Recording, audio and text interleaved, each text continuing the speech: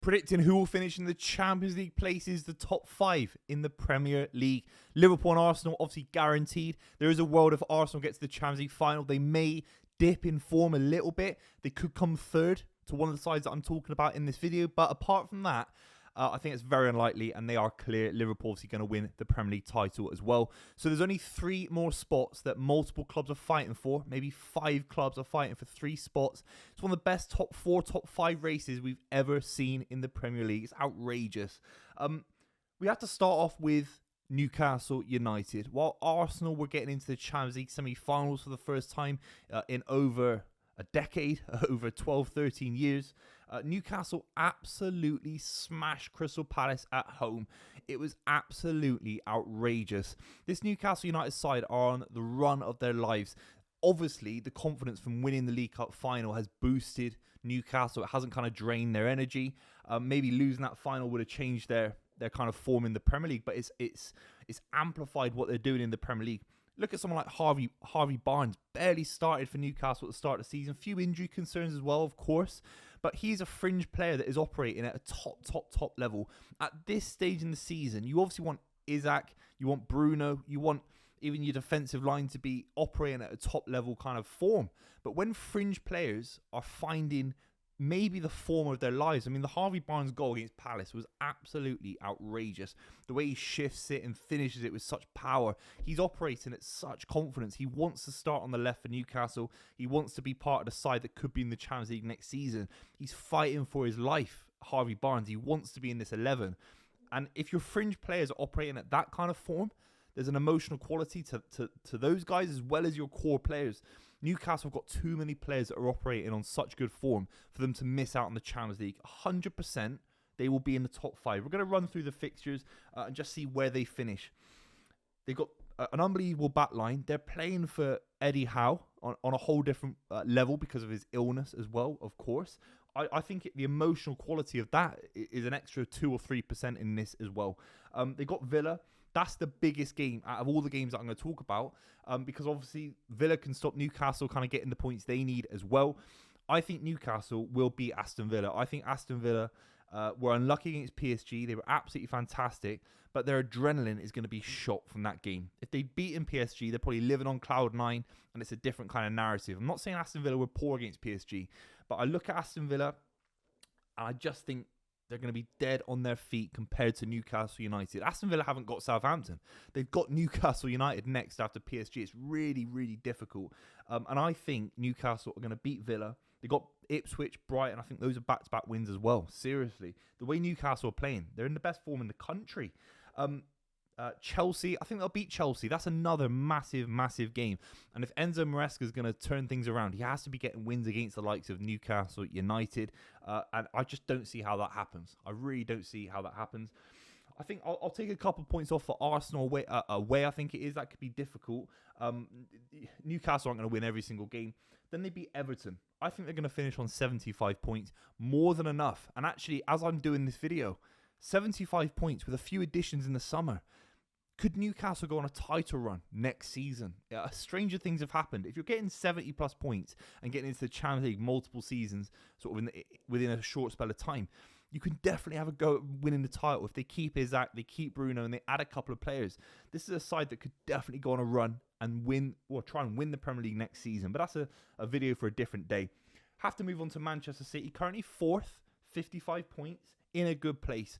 Being 2-0 down to Crystal Palace and coming back 5-2. Absolutely outrageous. Everton, Villa, Wolves, Southampton. I think those are 4 wins in a row. I think City at home to Villa is obviously a juicy game for the neutral, but I always back City at home. You have to.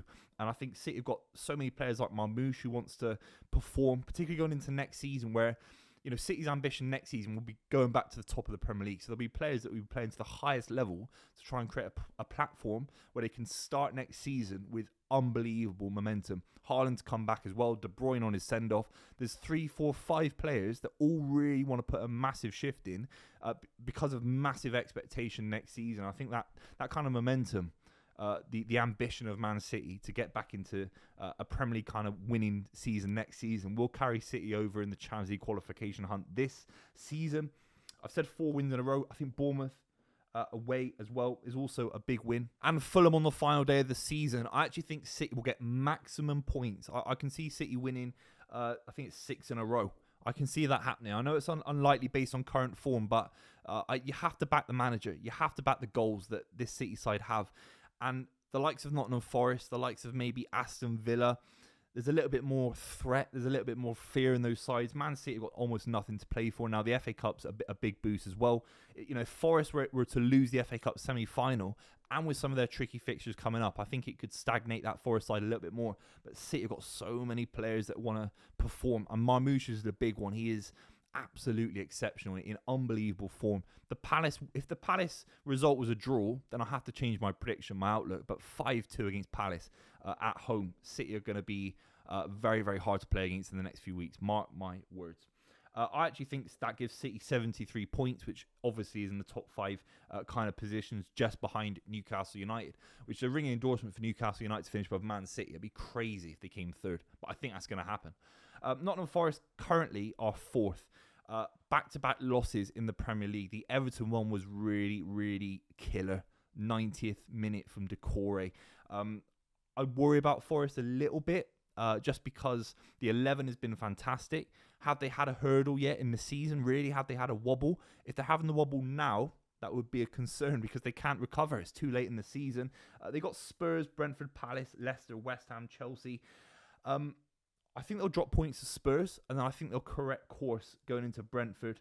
I think they'll draw against Palace. They'll beat Leicester. I mean, everyone will beat Leicester. They'll beat West Ham. And then they got a massive game against Chelsea. If they can keep their heads above water to go into the Chelsea game, I think they've got enough to beat Chelsea. I really do. I think by then Chelsea will be low on confidence, maybe have a Conference League final to think about as well.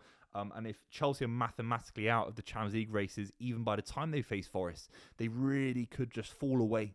There's a chance they fall below the likes of Fulham and Bournemouth by the end of the season if they really capitulate. And you can see that happening with Chelsea. I think Forest will end up on 71 points, which is 2 below Manchester City. And I think just enough to stay in the race to be in the Champions League. Aston Villa currently on 54 points. Can they make it up? I do worry about Aston Villa a little bit. I think the PSG result can make them a little bit flat. I think they're going to lose to Newcastle. I think they're going to lose to Manchester City. They'll beat Fulham, Bournemouth, Spurs, and Manchester United on the final day, in my opinion. But that isn't enough. That isn't enough because I think Newcastle is so good against Villa. I think that they'll be so good against Villa. I think they'll lose to Man City as well, Villa. I just don't see how Aston Villa get the points. Coming 6th based on the amount of time they spent in mid-table isn't the worst result in the world. I think Aston Villa deserve to be in the Champions League based on how good they were in the campaign this season. But their league form hasn't justified it. Maybe Ollie Watkins can come up with the goals and they can get a win against Man City. I think it's unlikely. But based on that, I actually think Aston Villa will finish on 66 points, which isn't nearly enough. Chelsea are currently 6th. Their last result was an absolute stinker against Ipswich. They probably should have lost the game if it wasn't for a little bit of individual brilliance from Sancho.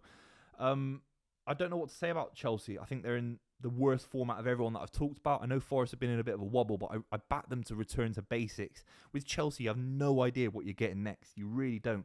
And the pressure on Chelsea is bigger than Villa, bigger than Forest, even bigger than Newcastle. You know, Newcastle have had their time in the sun. They got into the Champions League a few seasons ago. They won the League Cup. I don't think any Newcastle fan would be livid if they didn't get into the Champions League this season, even though they will. Chelsea fans will be livid if this £2 billion squad doesn't get into the Champions League, particularly being in a semi-title race in December. The pressure at Chelsea is different to Villa. It's different to Newcastle. There's a negative energy around Chelsea, around Enzo Maresca. Unfortunately for him, I don't think he's done himself the world of favours. How do they get the points to get into the top 5? I just don't see it. I think they could draw to Fulham. You know, it's a tough game, but I don't see them beating Fulham. Yeah, they'll beat Everton. Then they got Liverpool. I mean, they're not beating Liverpool. They're not beating Newcastle, in my opinion. I think they got a decent chance of beating Man United, who might have a focus on the Europa League final if they were to get there. I don't think they're going to beat Forest either on the final day. I just don't see how they can do it. Unless Cole Palmer offers a moment of kind of world-class brilliance, maybe that Nottingham Forest don't have in the same way in their squad. But their core as a team, their spine, is weak. It's fallible. They've got a terrible keeper. I just don't see how Chelsea make up the points to go above Man City, to go above Forest, to go above Newcastle. I think Villa are going to surpass them as well. So actually, Chelsea could come sixth. There's a world, I'm not predicting the Bournemouth fixtures, there's a world where Bournemouth and Fulham finish above Chelsea as well. That could happen. Those are my predictions. Liverpool, Arsenal, Newcastle in third, which says so much about Eddie Howe. Be one of the best pound-for-pound seasons in the history of the Premier League. Third, in this kind of campaign, right? And the League Cup, come on. I think Man City are going to keep winning big games, 73 points. And then I think Forest will sneak it with 71 points. Let me know what you think in the comments down below. Those are my Champions League predictions. And I'll see you very, very soon.